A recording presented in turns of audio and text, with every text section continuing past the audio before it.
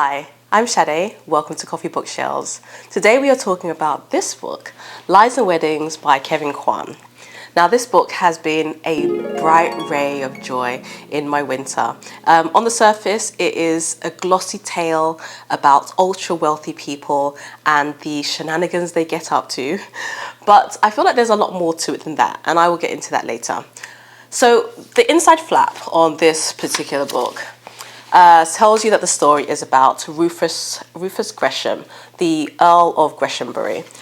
And he is a sort of down-to-earth, artistic-souled, an actual artist, person who happens to be part of a titled landed family. And he doesn't pay much attention to that until he finds out that his family is facing imminent bankruptcy after decades of reckless spending. And then he's faced with a choice. Basically, his mother is pushing him to marry a rich French hotel heiress whose money could help to sort of refill the family coffers, but his heart belongs to the middle-class Chinese girl next door, Eden Tong, who he's known since childhood. And so he's got to make a decision between following his heart and love and marrying for money. Decisions, right? So that's kind of the summary that you see on the book. Now, I wouldn't change that if I were writing it. However, for me, I felt like the heart of the story was his mother, Arabella Gresham. And she is upper middle class, born in Hong Kong, and she was teased by her friends or by classmates and called Goat Girl because she was tall and gangly and had unusual features. But then in a tale as old as time, those attributes turned out to be positives for her because she is very smart. She wins a scholarship to a British university. And while out shopping in the West End one day, she is scouted by a prestigious modeling agency. And snapped up, she's sent to exotic photo shoots across the planet, and she meets, very wealthy people. And that's how she meets the Earl of Greshambury, marries him, and becomes a British countess. And once she's in this position, she starts looking at, how can I climb higher up in society? And so when we start the book, she is in the process of marrying her eldest daughter off to a Prince of Lichtenberg. And her goal is to marry all three of her children to European royals because she's very dead set on integrating herself and her kids into the upper echelons of European society. So that's kind of the plot. Now, this book is so luxurious. Like, it should be covered in fur and it should be edged with rhinestones because Kevin Kwan writes beautifully about money. He paints sparkling pictures of the sumptuous wealth that surrounds his characters. I also like, the authorial voice that he uses, like the omniscient viewpoint. Sometimes I felt like it might be mocking these characters who cannot survive without their Gulfstream jets and their basement pools and their armies of au pairs and black cards and stuff. And sometimes I think it is, but generally it's very affectionate about these eccentric millionaires, and that makes us more sympathetic to the antics they get up to. So it's actually quite, it's quite nice to read a book where you don't hate all the characters, you kind of just laugh at them and along with them in a way. The story is very Downton Abbey-ish, very sort of Buccaneers, Persuasion, those stories about wealthy European families who are trying to figure out how to maintain their status and their wealth through the generations, and sometimes having to fake it through leaner times. And on that level, it is highly entertaining. Each section ends with a cliffhanger. It is real page turner. It's a really fun, sort of addictive read. But I think that there's also some deeper themes in there too. I think that the key theme is what makes us feel valuable as humans.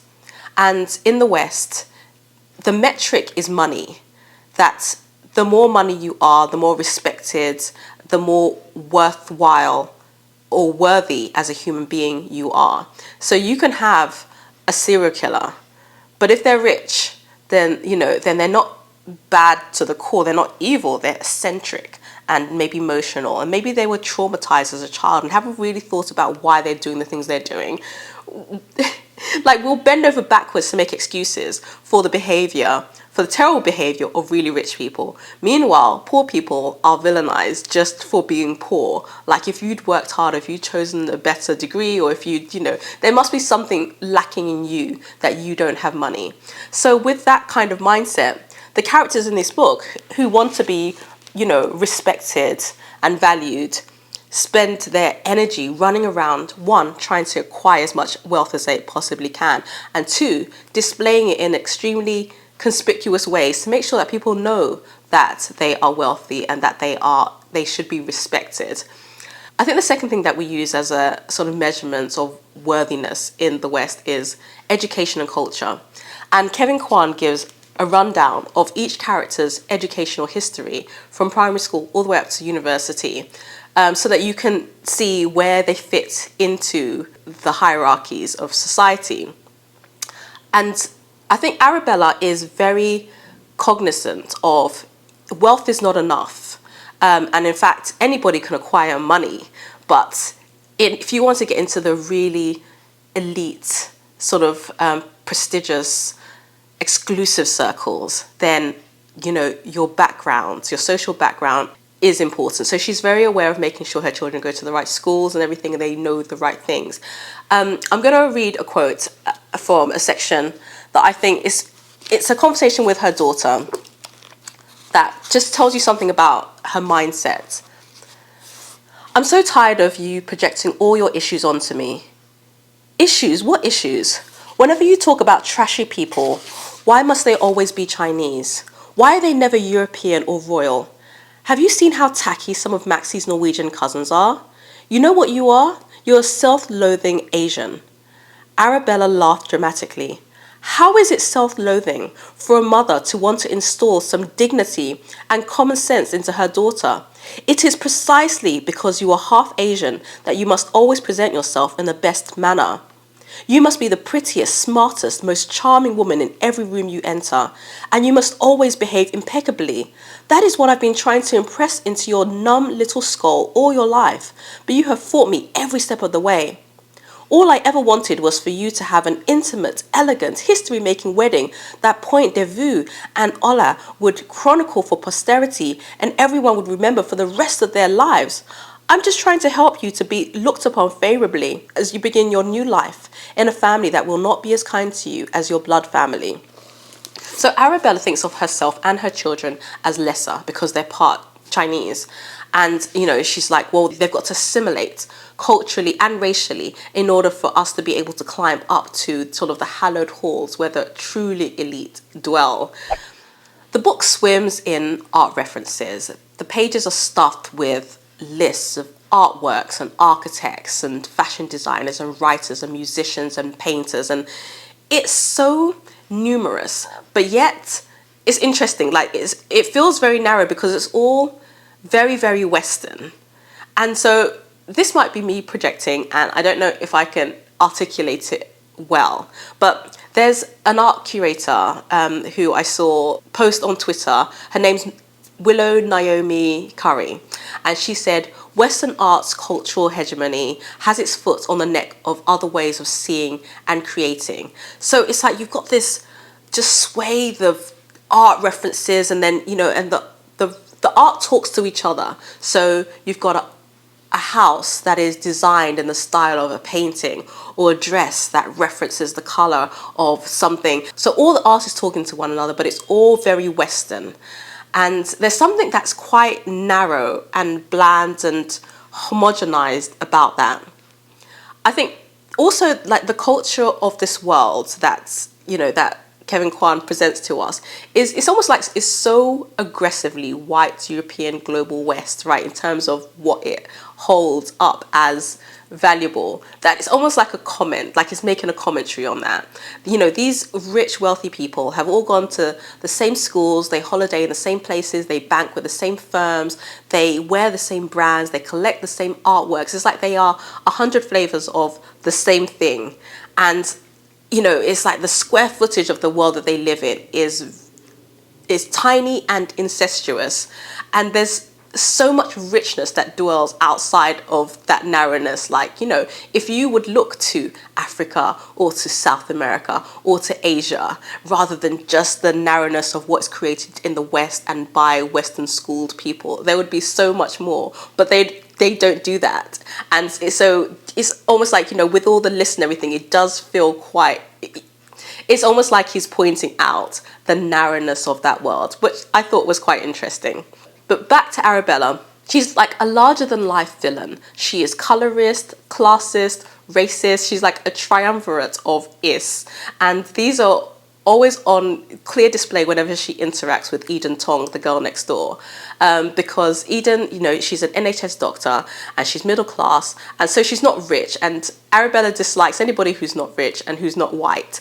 So having this Chinese girl next door who is a successful professional and quite happy with her life, it's like it offends Arabella. It challenges her worldview of who sort of deserves happiness and success. It's very evil stepmother vibes when they interact. So the last thoughts I'm going to mention is social hierarchies. I am enamored with the way Kevin Kwan describes the exclusive pockets of our world and, the places that regular people don't get to go to, and the efforts that are made to maintain that exclusivity. So I'm going to read another excerpt, and it is about an LA restaurant. The website is a total scam because tables are never available online. It's worse than scoring tickets to a Taylor Swift concert because at least those tickets actually exist somewhere. This place just has to pretend that they're open to the public and ordinary people can dream of eating here when it's literally impossible.